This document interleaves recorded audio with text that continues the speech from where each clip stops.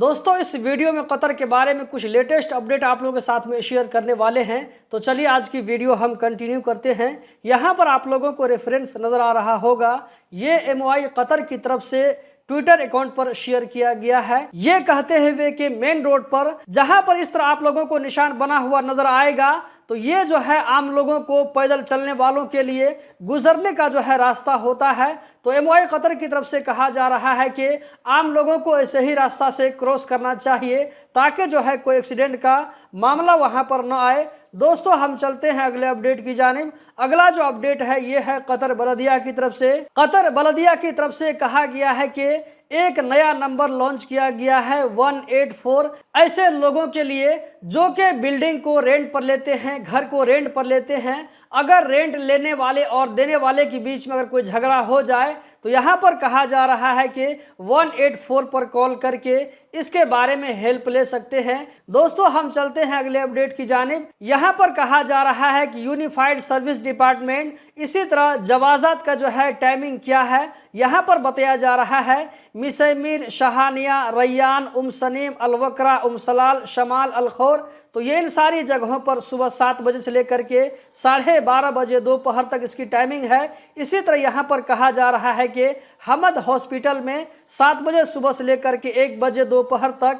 इसी तरह लुसैल में 7:30 बजे सुबह से लेकर के 1 बजे दोपहर तक। इसी तरह यहाँ पर कतर एयरवेज में भी टाइमिंग बताई जा रही है, सुबह 7 बजे से लेकर असर का टाइम 3:30 बजे तक। इसी तरह यहाँ पर सूक वाकिफ, अल्लुलू और कतर मॉल में जो टाइमिंग बताई जा रही है ये है सुबह 8 बजे से लेकर के दोपहर 1 बजे तक। दोस्तों हम बढ़ते हैं अगले अपडेट की जानिब। यहाँ पर जो आप लोगों को अगला अपडेट नजर आ रहा है ये है मुशर्रफ की तरफ से।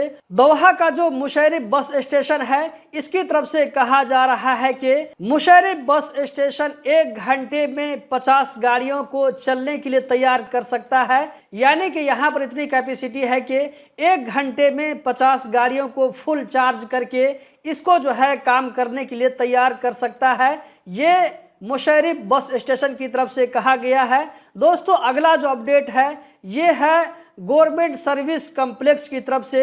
इसकी तरफ से कहा जा रहा है कि जुलाई के महीने में आम लोगों ने जो कतर में गवर्नमेंट सर्विस को लिया है इसकी तादाद 65,000 बताई जा रही है। जुलाई के महीने में 65,000 सर्विस जो है लोगों की तरफ से ली गई। दोस्तों अगला जो अपडेट है ये है हमद इंटरनेशनल एयरपोर्ट के बारे में। यहाँ पर हमद इंटरनेशनल एयरपोर्ट के बारे में कहा जा रहा है कि उम्मीद है कि 2024 में लगभग 52 या 53 मिलियन पैसेंजर 2024 में अपने जो है ट्रैवल के दरमियान हमद इंटरनेशनल एयरपोर्ट को यूज करेंगे, इसकी उम्मीद बताई जा रही है। जबकि 2023 में लगभग 46 मिलियन पैसेंजरों ने अपने ट्रैवल में हमद इंटरनेशनल एयरपोर्ट को यूज़ किया था।